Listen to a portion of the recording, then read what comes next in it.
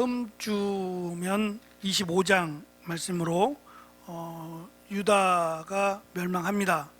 오늘 끝절 쪽에 나온 시드기야라고 하는 왕이 유다의 마지막 왕이 됩니다. 멸망을 하고 바벨론의 느부갓네살 왕, 많이 들어보셨죠? 느부갓네살 왕에 의해서 멸망을 하고 열왕기하는 마무리가 됩니다.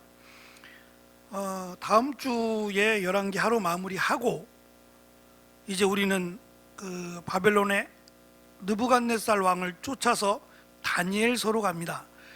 다니엘서 1장은 바벨론에서 포로 잡혀간 이때, 지금 포로 잡혀갈 때, 오늘 페이퍼 잠깐 보시면 3페이지 밑에 여호야긴이 끌려가게 됐다가 다시 돌아오게 되는데요, 여호야긴이 끌려갈 때, 이때 3페이지 맨 밑에 보시면 이때 선지자 에스겔 그리고 다니엘이 바벨론으로 끌려갑니다. 역사학자인 유대인 역사학자인 요세푸스는 다니엘과 그의 세 친구 하나냐, 미사엘, 아사랴가 시드기야 왕의 친척이었다라는 주장을 해요. 어쨌든 다니엘서는 이 범위가 장수도 길지만 범위가 역대적 범위가 넓어요. 그래서 시간적 계산해 보면 다니엘이 약 15살 때 끌려갔다 할지라도 너무 어린 나이는 아니었거든요. 15살 정도에 끌려갔다 할지라도 다니엘서 10장을 놓고 봤을 때 다니엘의 나이는 좋게 83세가 돼요. 지금은 83세 그러면은 어떻게 생각할지 모르지만 그때는 40, 50대가 평균 수명이었어요. 40, 50이. 그러니까 배를 산 거예요. 뭘 의미하는가 한번 생각해 보세요. 그냥 단순히 오래 살았다가 아니라 다니엘서는 세 왕조를 섬기게 돼요. 왕조가 계속 바뀌는데 다니엘만 안 바뀌어요. 능력이 탁월해서 그럴까요? 그 이야기를 하자는 게 아니에요. 그래서 다니엘서를 통해서 다니엘이 오래 살았던 것도 하나님이 지키신다. 몇 번 죽을 뻔했잖아요. 불 속에도 들어가고. 그런 과정 가운데도 하나님은 살아계신다. 제가 이제 첫째 주 다음 주 마무리 짓고 두 번째, 그러니까 그 다음 주부터 다니엘을 시작할 때는 다니엘서가 강조하는 내용들을 먼저 말씀을 좀 드릴 거예요. 그래서 정리를 해서 좀 말씀을 드릴 텐데, 어쨌든 우리가 지금 70번이 조금 안 되는, 한 번이 빠지는 69번째로 열왕기서를 마치거든요. 열왕기 상, 열왕기 하 이렇게 해서 79번으로 마치고, 제가 예전에 열왕기 상을 이렇게 작업을 해서 드렸는데요, 이번에 작업은 그냥 한 권으로 묶을 겁니다. 지금 작업을 하고 있어요. 상은 거의 다 작업이 끝났고 하만 지금 작업을 하면 끝날 때 같이 출판할까 싶었는데 안 될 것 같아요. 시간이 도저히 안 될 것 같고, 하여튼 4월 안에 출판하는 걸로 생각을 하고 있어요. 그래서 한 권으로 묶는 이유는 열왕기 상을 보기도 힘든데 하를 또 보겠냐고요. 그래서 어차피 힘든 거 한 권으로 묶어서 한 권으로 끝내자라는 마음에서 그런 거예요.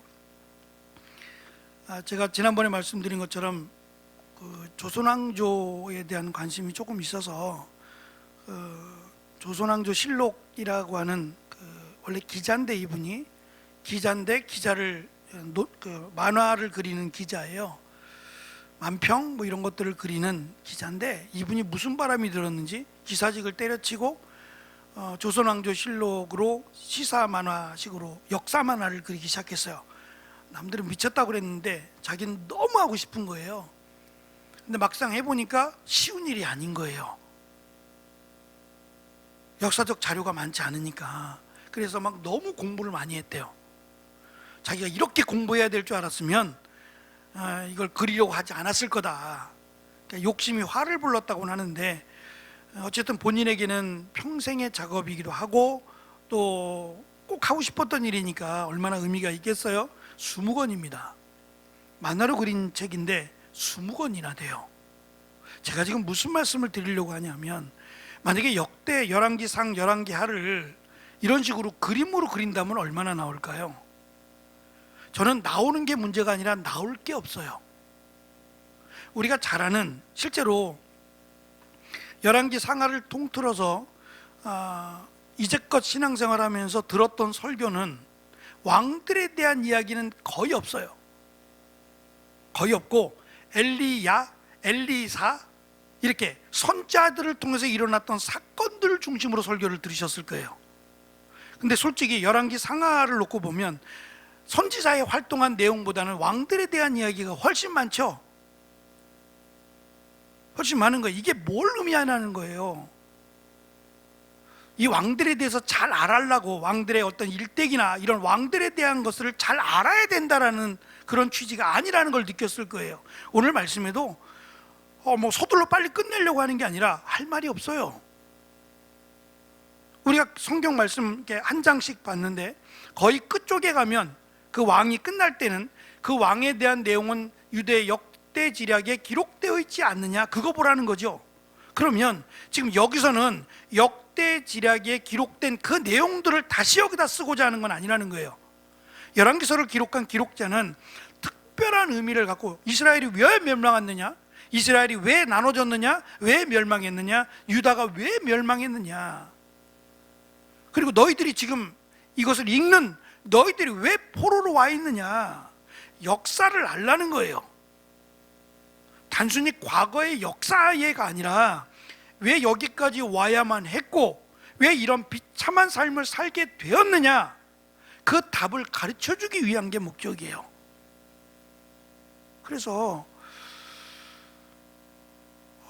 사실 준비하는 저도 그렇지만 거의 내용이 비슷하지 않나요? 우상을 섬기고 죄악을 행하고 하나님 심판받고 결국 그러다 멸망하는 거예요. 정도의 차이만 있을 뿐이지 하나님 앞에 순종하며 섬겼던 왕, 그렇지 않고 우상을 섬기고 죄악을 행했던 왕, 이것들을 이렇게 길게 할 이유가 뭐가 있어요? 만들 내용이 없어요. 이걸 가지고 무슨 책을 만들거나 소설을 쓰지 않는 이상 이게 재미로 볼 수 있는 건 분명히 아님을 알게 돼요. 오히려 다니엘서가 더 흥미진진해요. 그러니까 다니엘서를 왜 그렇게 길게 기록을 하고 다니엘서를 무슨 목적으로 기록했느냐 또 살펴봐야 되겠지만, 분명히 열왕기서는 이름과 같이 왕들의 이야기가 아니라는 거예요. 왕들의 이야기를 하자는 게 아니라 하나님의 말씀을, 왕이랄지라도 하나님의 말씀을 거역하면 심판받는다는 거예요.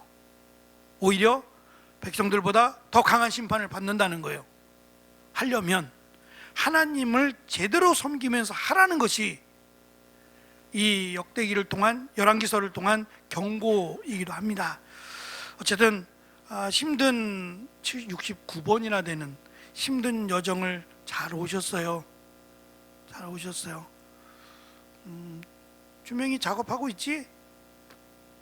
뭐냐면 여기 이제 현황판에다가 저희가 창세기부터 요한계시록까지 66권을 쭉 써놓고 거기다가 우리가 마친 거는 동그라미로 표시하고 해서 언제부터 언제까지 마쳤고 표시 한번 해보려고 그래요. 궁금하시죠? 네, 표시 한번 해보려고 그래요. 지금 우리가 하고 있는 것까지 계산하면 25권이에요. 근데 한 권이 끝나고 이제 새로운 다니엘서가 들어가게 되면 26권째가 될 겁니다. 이렇게 한 권 한 권 늘어가는 것도 보시고, 또 이 열왕기 상하를 힘들게 왔기 때문에 역대 상하를 가야 되나? 요약본이거든요. 가야 되나라는 마음이 있으니까 잊어버릴만 하면 그때 갈게요. 잊어버릴만 하면 한번 점검해 본다라는 의미에서 좀 이렇게 비교하면서 역대 상하는 그때 가기로 하고, 이제는 후선지서, 예언서 쪽으로 해서 다니엘서나 마지막 이스라엘의 멸망 끝까지 한번 가보려고 합니다. 얼마 걸릴지는 모르겠어요. 우리 그거 계산하고 가는 사람들이 아니니까. 하여튼 여기까지 왔을 때 이스라엘 역사, 그리고 이제 포로로 잡혀가는 겁니다. 여기서부터 이제 포로가 시작되는 거예요. 포로가 시작되어서 다니엘서가 바로 그때를 이어받아서 시작된다, 그렇게 이해하시면 되겠습니다. 오늘 말씀 보시면 요시아의 아들 여호야김, 그리고 그의 아들 여호야긴, 김하고 긴 차이예요. 여호야김은 아버지의 신앙을 이어받지 못합니다. 그러다가 이 여호야김은 지금 이 역사가 어떻게 펼쳐지냐면, 이스라엘은 늘 말씀드린 축구공 신세예요. 이리 채이고 저리 채이고 중간에 껴서 저 위쪽에 아수르, 바벨론, 페르시아, 뭐 로마 비롯해 가지고 다 위쪽에 있고 밑에는 애굽이 있어요. 이집트죠. 지금 힘겨루기가 이제 시작이 됩니다. 본격적으로 힘겨루기가 시작이 되는데, 이 애굽의 왕들과 위쪽에 있는 아수르, 바벨론, 뭐 페르시아, 이 왕들과의 싸움이 시작돼요. 이제 본격적으로. 그리고 그 중간에 이스라엘이 있어요. 공격하려면 서로 만나야 돼요. 그 만나는 장소가 이스라엘이에요. 그러니까 이리 채이고 저리 채이고 잘못한 게 없어도. 그래서 애굽 왕이, 바로가 세운 왕이 여호야김이에요. 바로 왕이 세웠는데, 바로가 지금 이 바벨론 이제 일어나고 있는 바벨론하고 이제 전쟁을 하다가 무승부로 끝났어요. 무승부로 끝나니까 애굽이 이제 드디어 힘을 정렬했구나. 애굽에게 붙으면 이제는 바벨론에게 조공을 바치지 않아도 되겠구나라고 생각하고 여호야김이 반역을 했어요. 말을 안 듣는 거예요. 왜냐하면 두 곳에다 다 보낼 수는 없는 거 아니에요. 둘 중에 하나를 택해야 되는데, 여호야김은 이쪽 애굽의 손을 잡은 거예요. 그러니까 바벨론 왕이 화가 난 거죠. 네가 뭘 믿고 지금 우리를 배반하느냐, 우리 말을 듣지 않느냐, 그러면서 쳐들어와서 결국 그 틈에서 죽게 됩니다.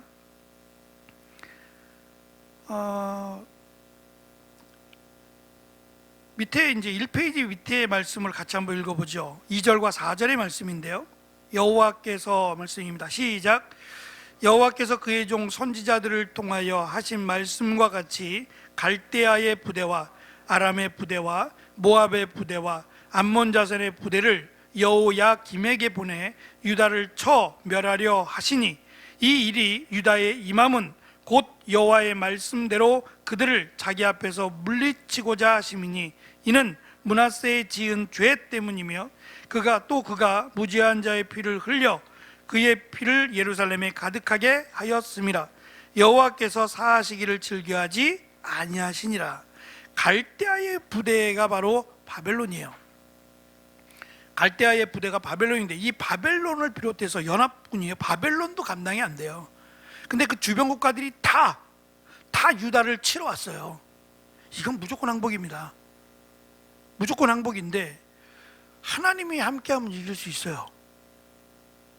우리 많이 봤잖아요. 연합군이 중요한 게 아니라 하나님이 하시면 이기는 거예요. 근데 오늘 말씀에 보면 하나님이 이렇게 하셨다는 거예요. 하나님이 유다를 치기 위해서 이렇게 연합작전을 하게 만들었다는 거예요. 왜냐 그랬더니, 앞에서 우리 살폈던 므낫세의 죄 때문에 결국 유다를 멸망시키기 위해서 하나님이 때가 이름에 이렇게 하셨다라고 하는 그 열왕기 기자의 설명입니다. 이 페이지 보시면 열왕기 기자는 하나님께서 므낫세의 죄를 벌하시기 위해 바벨론의 갈대아 부대는 물론 인근 민족들 부대까지도 동원하여 유다를 멸하기로 작정하신 때문이라고 해석을 해줍니다.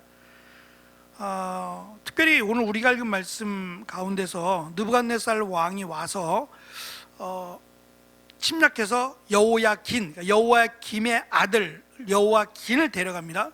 나중에 다시 돌아오긴 하는데, 이 여호야긴을 데려가면서 이런 이야기를 해요. 열왕기서를 기록한 기록자가 이런 이야기를 해요.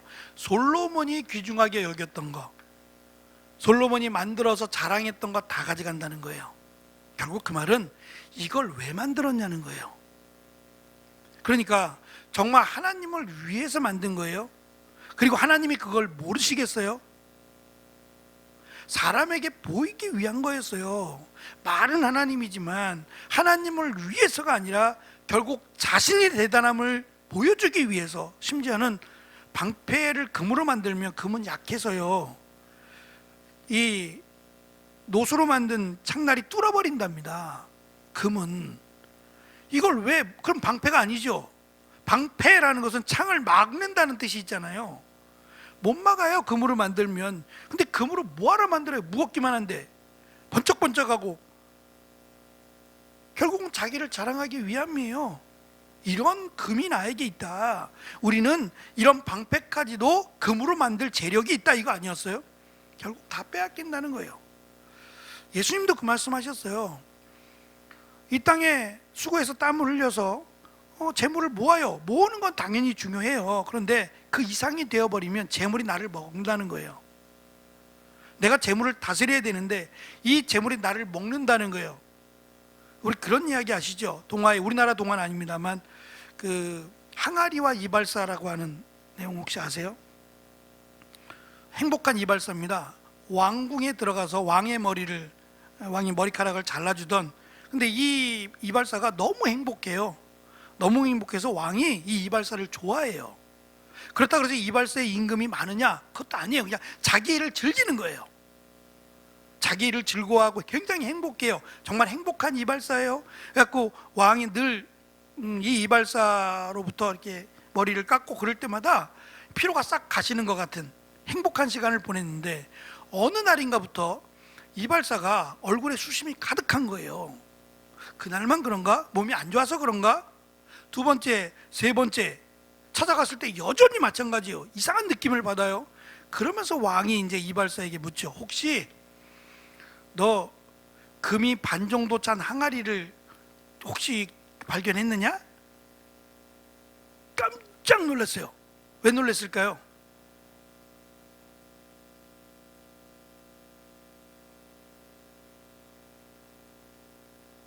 왕이 가져가는 거 아니야? 왕이 알았으니까 왕이 달라 그러는 거 아니야? 그 마음에 이제 깜짝 놀랐어요. 대답도 못하고 있는데 왕이 이야기합니다. 웃으면서 이야기해요. 빨리 내다버려라고. 결코 채워지지 않는다, 그 항아리는. 그래서 이발사는 이걸 채우기 위해서 행복해야 되는데 행복한 게 아니라 왕궁에서 이발사 노릇을 하고 나가서도 한 거예요. 나가서는 전에는 쉬었을 거 아니겠어요. 근데 나가서도 이걸 채우기 위해서 그만잎을 더 넣어야 되고 막 이걸 채우기 위해서 밤새도록 일하고 다녔으니 행복하겠어요? 목적이 돈 모으는 거예요. 이발을 해주는 이유가 이발이 좋아서가 아니라 돈을 모으는 게 목적이 되다 보니까 행복하지 않게 됐어요. 그것을 왕이 이제 알아챈 거예요. 동화비다, 이야기니까 그렇지만 결국 왕의 말대로 이 항아리를 버리고 나서 다시 행복한 이발사가 됐다는, 참 의미 있는 동화 같아요. 의미 있는 동화입니다. 재물이 없어서 살 수 없어요. 재물이 목적이 되면 그 사람은 행복하지 않아요. 행복하지 않습니다. 그럼 그걸 채우면 행복할까요? 그렇지 않아요. 또 다른 목적이 더 생겨요. 더 많이. 결국 그러다가 그것이 나를 삼켜버린다는 거예요. 그래서 어느 정도 가지고 그 얘기 하시는 게 아니에요. 지나치리만큼 포화를 쌓아놓으면 도둑이 더 끓지 않겠어요? 예? 못 사는 집에 도둑이 들어오겠어요? 도둑이 들어오면 주고 가야죠. 뭘 가져갈 게 있어요? 잘 사는 집에 가지 않겠어요? 근데 도둑이 들어와서 물건만 가져가겠냔 말이에요. 물건을 안 주려고 하면 사람도 상하게 하잖아요. 사실은 이 물질보다 사람이 더 중요한 건데 물질 때문에 사람이 해함을 받을 수 있기 때문입니다. 그러니까 뭐라고 딱 규정은 지을 수 없지만 이 목적 자체가, 우리는 세상과 다른 목적을 가지고 살아야 돼요. 우리도 이 땅에 삽니다. 이 땅에 살지만 우리는 잠시 사는 거예요. 잠시. 예? 여기가 본향이 아니에요. 원래 우리가 가야 될 곳이 있어요. 지옥을 가든 천국을 가든 둘 중에 하나는 갑니다. 그것이 우리의 영원한 본향이 돼요. 예? 근데 천국을 간다 라고 한다면 갈 준비하며 사는 거예요. 갈 준비하며 사는 거예요. 기쁨으로, 감사함으로 사는 겁니다. 그것이 진정한 행복이고 믿음의 삶이 아닐까 싶어요. 전혀 깨닫지 못한 사람들의 이야기를 지금 하고 있는 겁니다. 솔로몬이 성전 안에서 성전을 향하여 기도하면 범죄한 백성을 용서해달라고 기도한 적이 있어요. 이건 자기식의 기도예요. 하나님은 이거 응답하지 않았어요. 이게 중요한 게 아니라 성전에서 기도하면 기도 응답해 주세요. 그게 중요한 게 아니라 오히려 하나님께 하나님 앞에 죄를 회개하고 하나님의 백성으로 살아가는 게 더 중요한 거예요. 교회에서 기도하면 하나님이 더 기도 많이 무조건 하나님이 응답하시고 그래요? 이거 솔로몬의 생각이에요. 어리석은 생각입니다. 므낫세의 죄로 인해 결국 하나님은 이스라엘 백성들을 멸하기로 하셨어요. 그리고 이제 그때가 이르렀다라고 설명을 합니다. 여호야김이 죽고 중간에서 죽고 그 다음에 11년 동안 11년의 여호야김의 통치가 마감이 됩니다.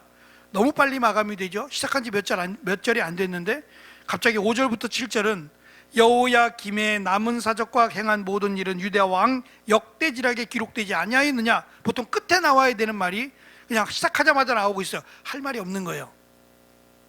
할 말이 없는 겁니다. 이 사람에 대해서는 할 말이 없는 거예요.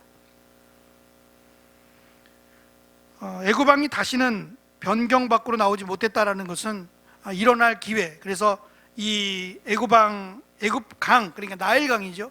나일강에서부터 저 위에 있는 유브라데 강이요. 아수르라고 하는 나라가 이 위쪽으로 가면은 티그리스 유프라테스 강 두 강이 흘러요. 그 큰 강에서 이렇게 만나는 곳에 갈대아 우르가 있어요. 아브라함이 거기서 출발하게 되거든요. 그 지역 자체가 지금은 터키인데 그 지역이 아수르 땅이에요. 여기까지 바벨론이 다 점령해버렸다는 거예요. 그러니 이제 애굽은 일어설 길이 없다. 근데요, 역사가 참 이상한 게 뭐냐면 이렇게 완전히 그 기선을 제압당했어요. 근데 좀 얼마 있다가 다시 애굽이 일어나요. 일어나서 정권을 또 빼앗아요. 그리고 또 다시 빼앗기고, 이게 수시로 반복되면서 중간에 이스라엘은 여전히 축구공 신세가 되어버렸어요. 그리고 오늘 이후로는 지금 당분간 돌아오지 못해요. 그럼 이 땅은요? 약속의 땅으로 받은 이 땅은요? 이스라엘 백성들이 물론 다 포로로 잡혀간 건 아니에요. 왕들과 귀족들과 상당히 많은 수의 인원들이 끌려가고 나머지 백성들은 여기에 남게 돼요. 그냥 남은 겁니다. 자, 이 상태에서 땅의 의미가 있을까요? 내 땅을 더 차지하고자 하는 마음이 있을까요? 의미 없죠. 역사 가운데 한 토막을 보면 뭐 대단히 우리가 영원히 누릴 것처럼 착각을 하지만 그렇지 않아요. 지금 우크라이나 사태를 보면서 깨닫지 않나요? 집 버리고 땅 버리고 다 도망가는 거 아니에요? 글쎄 다시 언제나 돌아올지 모르겠습니다. 정상될지 모르지만 지금 전쟁 상태가 되면 우크라이나의 땅은 이제 의미가 없는 거예요. 사람이 살고 봐야지. 그 땅에 내 땅이니까 내 집이니까 라고 이제 빈터니까 더 확보해 놓고 살겠어요? 전쟁인데요. 그러니까 이런 전쟁이 계속됩니다. 계속되는 전쟁에 이스라엘 백성들은 힘을 잃어버립니다. 결국 이스라엘은 이제 다음 시간에, 원래는 오늘 끝나도 되는데 다음 시간에는 뭐냐면 얼마나 잔혹하게 피해를 당했느냐 이 얘기하는 거예요. 이스라엘이 얼마나 쑥대밭이 됐느냐, 멸망할 때 어떠한 모습으로 멸망했느냐, 이 내용이 25장 내용이에요. 그러니까 실제로는 24장에서 끝났어도 돼요. 죽고 포로로 잡혀가고 끝이 돼야 돼요. 근데 열왕기 기록자는 의도적으로 25장까지 쓰는 겁니다. 이스라엘의 멸망의 모습이 어떻다라는 것을 의도적으로 보여주려고 하는 겁니다. 여호야김의 아들 여호야긴은 어떠한 사람일까? 3페이지요. 8절 9절 말씀 읽어보겠습니다. 시작. 여호야긴이 왕이 될 때의 나이가 18세라. 예루살렘에서 석 달간 다스리니라. 그의 어머니의 이름은 누스다요. 예루살렘 엘라단의 딸이더라. 여호야긴이 그의 아버지의 모든 행위를 따라서 여호와께서 보시기에 악을 행하였더라. 이렇게 못 깨닫나요? 역사를 보면서 우린 느끼잖아요. 이렇게 못 깨닫나요? 이렇게 쉬운 거를. 근데 이게 어렵다는 거예요.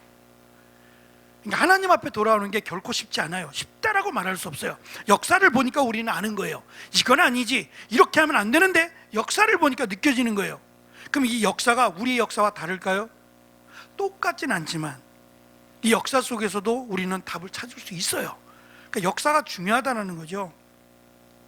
3개월 동안 여호야긴은 왕위에 올랐다가 애굽으로 이제 끌려간 여호야스를 떠올리게 합니다. 그도 그랬으니까. 여호야긴의 짧은 기간에 부친인 여호야김과 마찬가지로 여호와 보시기에 악을 행했고요. 왕위에 오른 지 3개월 만에 바벨론 왕 느부갓네살이 예루살렘을 포위하자 다 항복하고 끌려갑니다.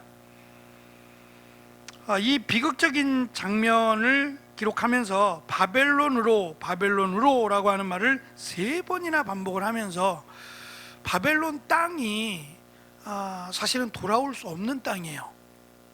그럼 어떻게 돌아왔어요? 우리가 느헤미야 읽었죠? 느헤미야에서 이스라엘 백성들이 돌아오잖아요. 느헤미야가 와서 성전에 무너진 성벽을 다시 복원하잖아요. 거기에는 첫째, 하나님이 은혜를 베푸셨어요. 그래서 돌아올 수 있었고, 또 하나는 바벨론 왕의 마음을 하나님이 움직이셨어요. 그죠?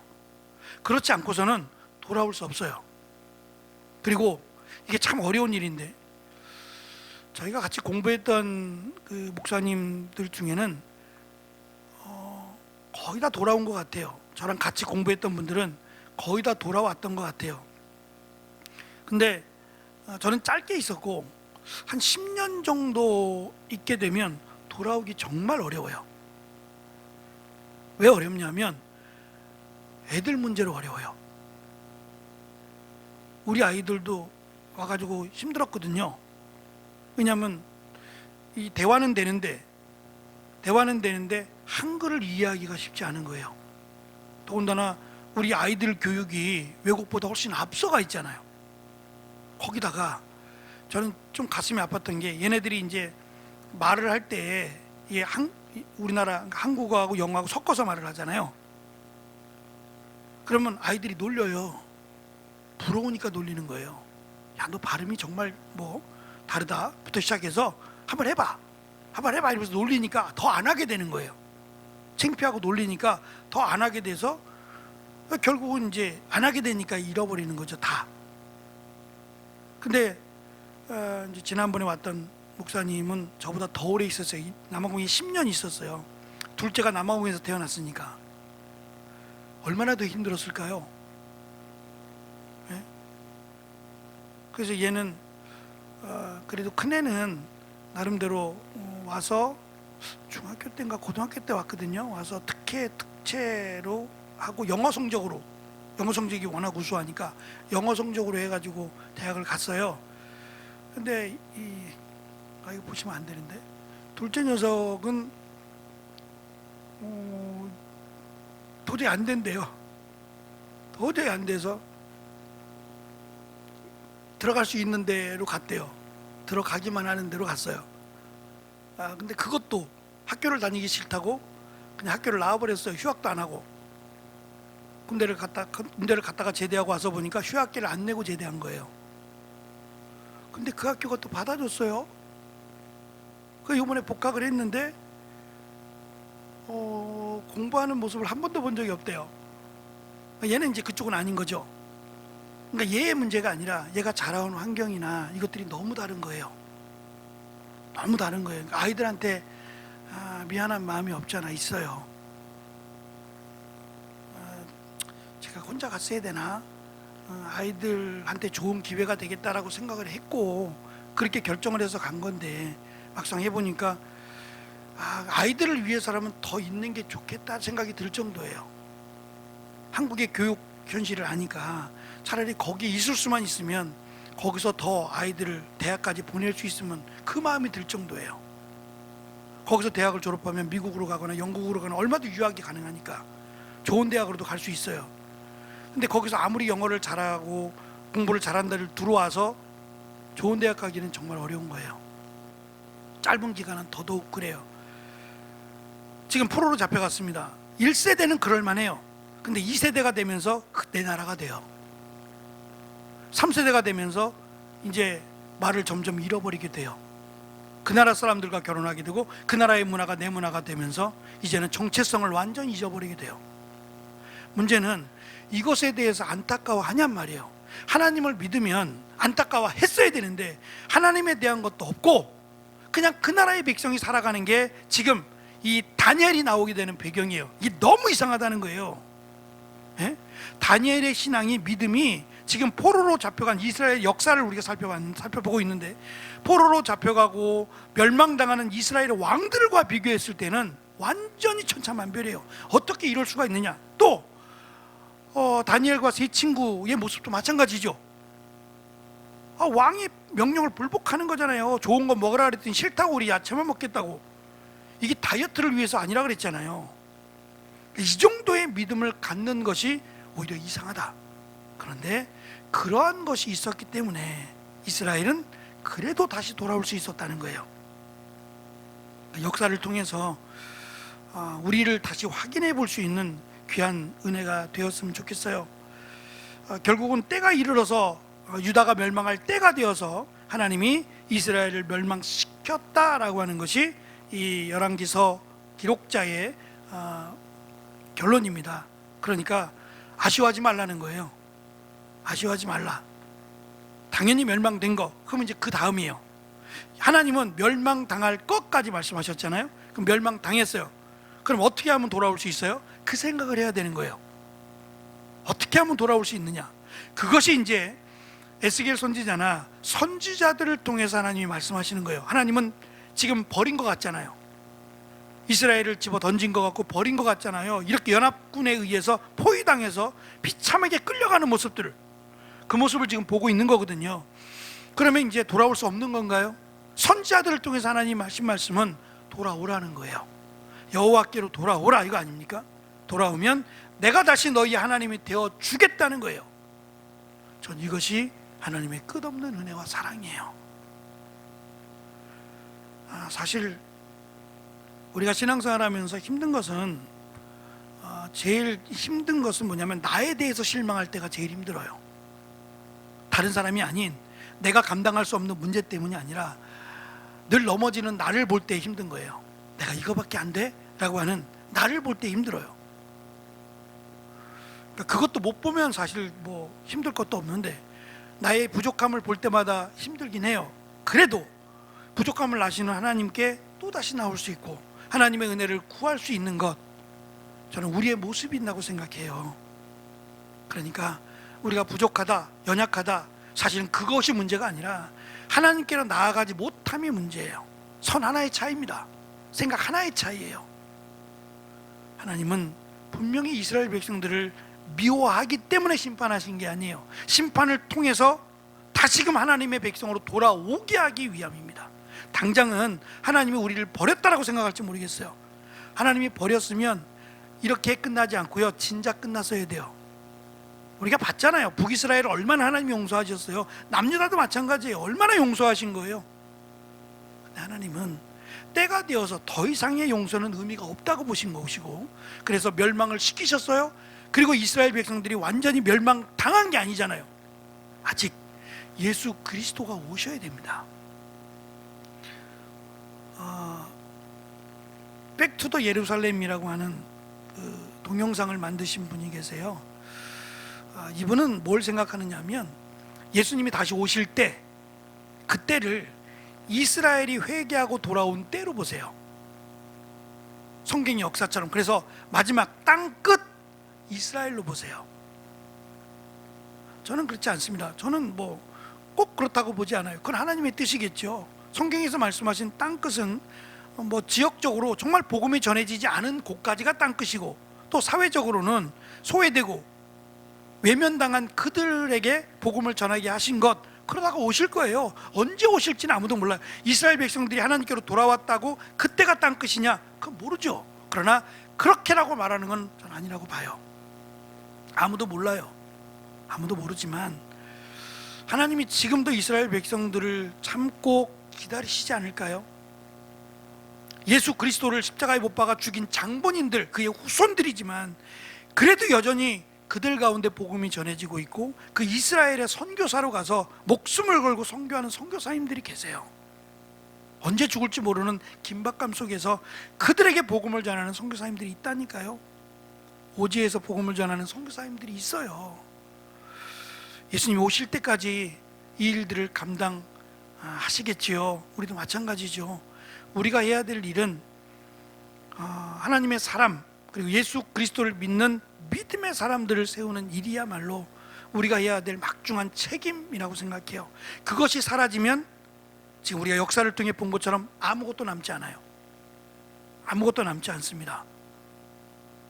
그러니까 우리가 힘들 때 어려울 때 하나님의 긍휼과 은혜를 구하는 것이 우리가 1차적으로 해야 될 이유가 되는 것 같아요. 자세히는 모르겠지만 우리 하나님 앞에 하나님의 도우심을 구하고 이 나라를 긍휼히 여겨주시고 어리석은 자들을 깨닫게 해달라고 하는 기도를 우리가 놓치지 말아야 되겠다라는 것을 이스라엘의 역사를 살펴보면서 깨닫게 됩니다. 그래서 참 쉽지 않은 시간이었어요. 이름도 많이 나오고 뭐 여러 가지 사건도 많지만, 그러나 나중에 혹시 이제 책을 열왕기 상부터 열왕기 하까지 쭉 이제 살펴보시면서 우리가 함께 나누었던 말씀, 이 역사들을 통해서 하나님이 강조하고자 한 이것을 기록한 기록자가 강조하고자 한 것이 하나님을 향한 마음이다라고 하는 것을 우리가 꼭 기억함으로 이 땅의 역사 마찬가지로 하나님의 역사입니다. 그 하나님의 역사 가운데 우리가 살고 있고 그 역사 가운데 하나님을 잘 믿는 말씀에 순종하는 귀한 믿음의 사람들이 되시기를 간절히 축원합니다. 기도하겠습니다.